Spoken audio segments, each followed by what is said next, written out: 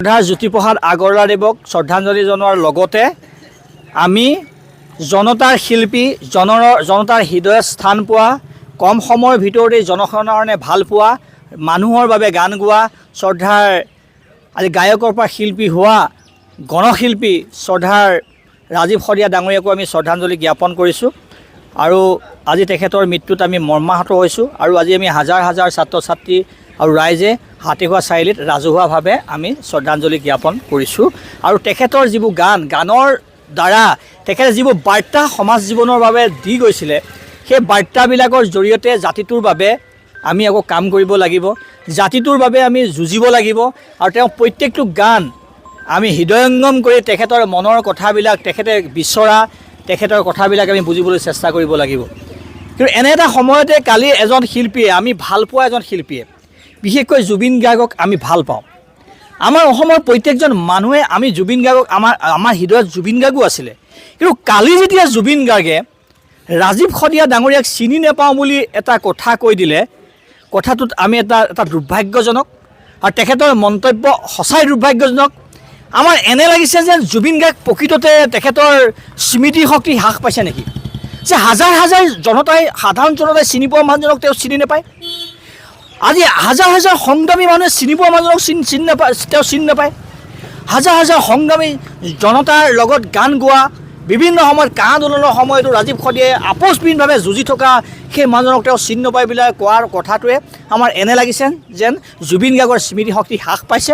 আৰু জুবিন গাৰ্গক যদি এতিয়া চিকিৎসা কৰা নাযায়, আমাৰ যেন জনতাৰ এজন ভাল পোৱা মানুহজন যেন আমি হেৰুৱাব লাগিব, সেইটো আমাৰ কেতিয়াবা এটা অনুমান হয়।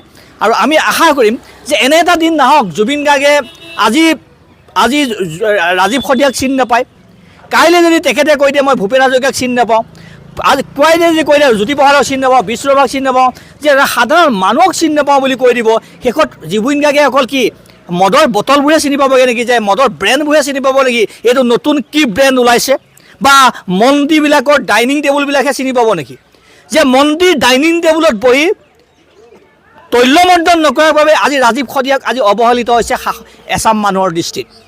আজি বিভিন্ন মেডিয়া, একাংশ মেডিয়াক তৈলমৰ্দন কৰি মেডিয়াৰ টিভি চেনেলত ঘণ্টা ঘণ্টা যোৰা টক শ্ব' তেখেতক লৈ নকৰাৰ বাবে তেখেত আজি তেখেতক চিনি নাপায় নেকি।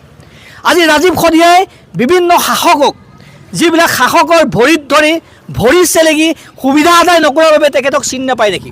আজি কা আন্দোলনৰ সময়ত নিজৰ বিবেক বিক্ৰী কৰা বহু শিল্পীয়ে নিজক বিক্ৰী কৰিলে, বহু শিল্পীয়ে নিজক বিক্ৰী কৰি নিজৰ সা সুবিধা ল'লে, নিজক বিক্ৰী নকৰাৰ বাবে নিজৰ বিক্ৰী কৰি সা সুবিধা লোৱাৰ বাবে ৰাজীৱ শদিয়াক চিনি নাপায় নেকি। কিন্তু ৰাজীৱ শদিয়াক আমি চিনি পাওঁ, ৰাজীৱ শদিয়াক সাধাৰণ জনতাই চিনি পায়। আৰু অসম থকালৈকে, অসমীয়া থকালৈকে, ব্ৰহ্মপুত্ৰ যেতিয়ালৈকে বৈ থাকিব তেতিয়ালৈকে ৰাজীৱ শদিয়া অসমীয়া সাধাৰণ জনতাৰ হৃদয়ত থাকিব। আৰু তেখেতে ৰাইজৰ মাজলৈ দিব বিচৰা সেই বাৰ্তাবোৰে, কিন্তু এই বাৰ্তাবোৰ লৈয়ে আকৌ এই যিখন সংগ্ৰাম তেওঁ আধৰুৱা, এই সংগ্ৰামখন আমি প্ৰত্যেকেই আগবঢ়াই লৈ যাব লাগিব। জাতি আজি সন্ধিক্ষণত, আজি বৰঘৰত আজি বিদেশী, আজি তেখেতে যিবোৰ গানবোৰৰ মাজেদি যিটো প্ৰকাশ কৰিছে, সঁচাই আজি বৰঘৰত বিদেশী। আজি বৰঘৰত বিদেশীক বহুৱাই আমি বিভিন্ন আঁচনিৰ লোভত আজি নিজক যি বিক্ৰী কৰাৰ সেই পৰিৱেশ, এনে এটা পৰিৱেশক জাতি ৰক্ষাৰ বাবে তেখেতৰ এই বাৰ্তাবিলাক, তেখেতৰ আদৰ্শবিলাক আমাৰ নতুন প্ৰজন্মই সদায় জীয়াই ৰাখিব।